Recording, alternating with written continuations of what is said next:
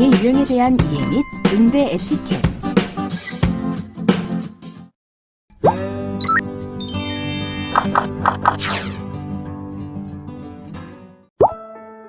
지체장애인 남종 씨는 휠체어를 20년 동안 사용하여 아주 익숙한 몸의 일부처럼 사용하고 있습니다. 어느 날 신호등을 기다리다 초록불이 되자 20대의 젊은 남성이 휠체어를 갑자기 밀어주기 시작했습니다. 제가 밀어드릴게요. 남종 씨 스스로도 잘 갈 수 있는데 괜시리 묻지도 않고 다가와 밀어주며 더 흔들거리고 불안한 조작으로 내내 불편감을 주었습니다. 선한 마음이었겠지만 그날 남종 씨는 왠지 모르게 우울하고 자괴감에 빠졌습니다. 뇌전증 장애가 있는 정훈 씨는 새로운 직장의 면접을 보고 합격 통지를 받았습니다. 정훈 씨는 근무와 관련해 인사 담당자와 이야기 나누며 장애에 대해 이야기했습니다. 인사 담당자는 뇌전증을 못마땅해하는 눈치였습니다. 아닙니다.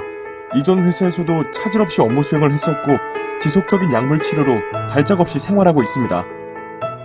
정훈 씨는 업무에 차질이 없으며 약물 치료도 지속적으로 받고 있다고 말했습니다. 하지만 인사 담당자는 다시 한번 생각해봐야겠다며 전화를 뚝 끊어버리고 말았습니다. 정훈 씨는 힘이 쭉 빠졌습니다. 장애인은 비장애인과 마찬가지로 사회적 존재입니다. 인간을 인간이게 하는 핵심적인 특징으로 자유의지를 가진 존재인 것입니다. 이런 장애인과의 대면적 상호작용 방법의 핵심은 장애인의 존엄성을 존중하는 것입니다. 하지만 앞에서 살펴본 사례처럼 우리는 편견으로 장애인을 대하는 경우가 있습니다. 원치 않는 과도한 배려와 차별은 장애인을 불편하고 위축되게 만들 수 있습니다. 그들과 함께 살아가기 위해서는 먼저 장애 유형에 대해 올바르게 파악하고 그에 맞는 에티켓을 지키는 것입니다.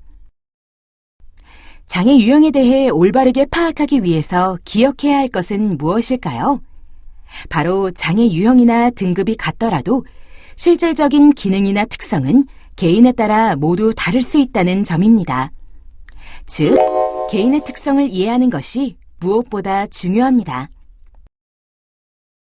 장애인 복지법상 장애는 크게 신체적 장애와 정신적 장애로 분류하고 신체적 장애는 다시 외부 장애, 내부 장애로 나누어 전체 15가지 유형으로 볼 수 있습니다. 확대 예상 장애 범주를 보면 내부 장애의 경우 소화기 장애, 비뇨기 장애, 만성 통증, 기타 암 등이고 정신장애의 경우 각종 중독, 치매 등이 있습니다. 현재 15가지 장애 유형은 향후에도 지속적으로 확대될 것으로 예상됩니다. 먼저 신체적 외부 장애에 대해 살펴보도록 하겠습니다. 지체장애란 체관, 즉 몸통 상지와 하지에 장애가 있는 것을 말하며 절단장애, 관절장애, 지체기능장애, 변형 등의 장애로 구분합니다.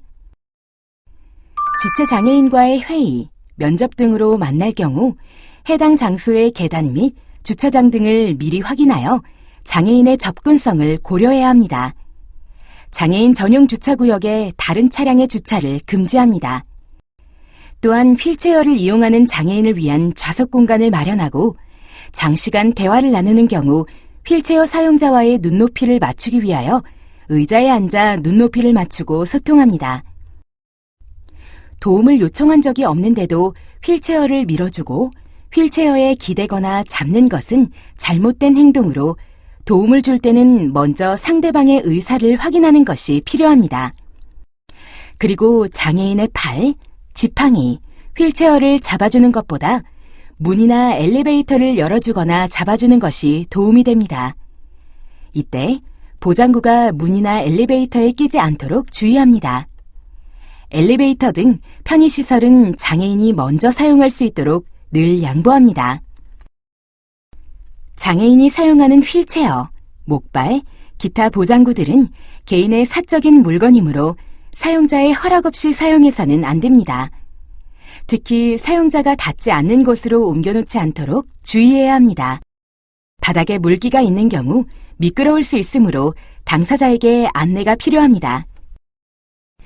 팔이나 다리를 완전히 사용하지 않고 활동할 수 있는 체육 활동이나 휠체어를 타고 가능한 스포츠 활동을 통해 체육 행사나 레크레이션에 참여가 가능하나 장애가 있는 참여자에게는 어떤 활동에 함께할 수 있는지 묻거나 프로그램을 구성합니다.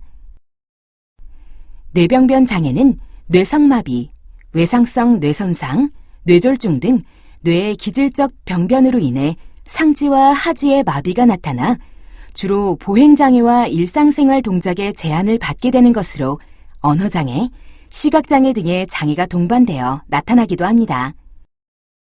뇌병변 장애인을 대할 때 뇌병변 장애인은 지적장애인과 다르다는 것을 기억해야 합니다. 대부분 의사결정 능력과 판단 능력에 제한이 없으니 무리한 보호자의 동의, 동석 등의 요청을 지향하는 것이 좋습니다. 뇌병변 장애인과 의사소통을 할 때 이야기를 알아듣기 어려운 경우 다시 이야기를 해달라고 요청합니다. 뇌병변 장애인이 넘어지는 등 도움이 필요하다고 느끼는 상황에서도 도움을 줄 때는 먼저 상대방이 도움을 받을 의사가 있는지 확인하는 것이 필요합니다. 손이나 팔에 장애가 있어도 사무보조기기, 작업보조기기가 있으면 업무 수행이 가능할 수 있으므로 어떠한 지원을 필요로 하는지 확인하는 것이 필요합니다. 걸을 때에는 속도를 맞춰 함께 걷습니다. 물이나 음료수를 권할 때 빨대를 이용하면 편리할 수 있습니다. 시각장애란 빛이 눈으로 들어와 뇌까지 전달되는 과정 중 어느 부위가 손상되어 시력을 잃거나 시야가 손상된 것을 말합니다.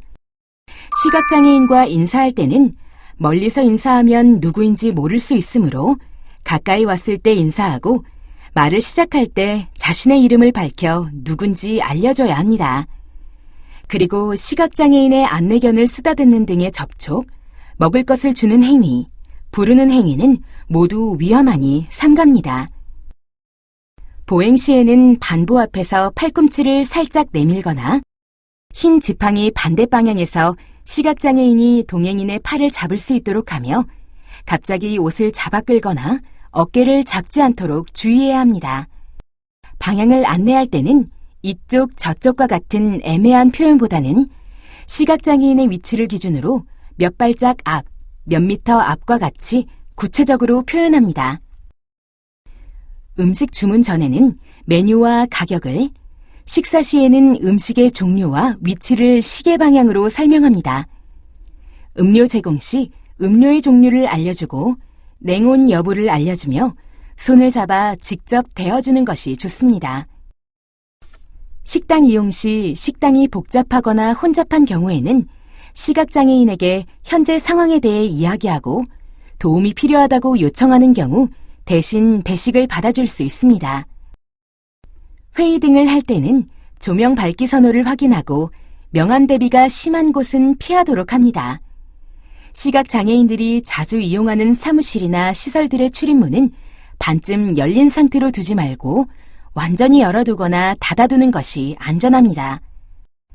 물건을 전해줄 때는 무슨 물건인지 설명하고 새로운 환경이나 변화된 환경에서는 배치나 구조 등을 단계적으로 설명합니다.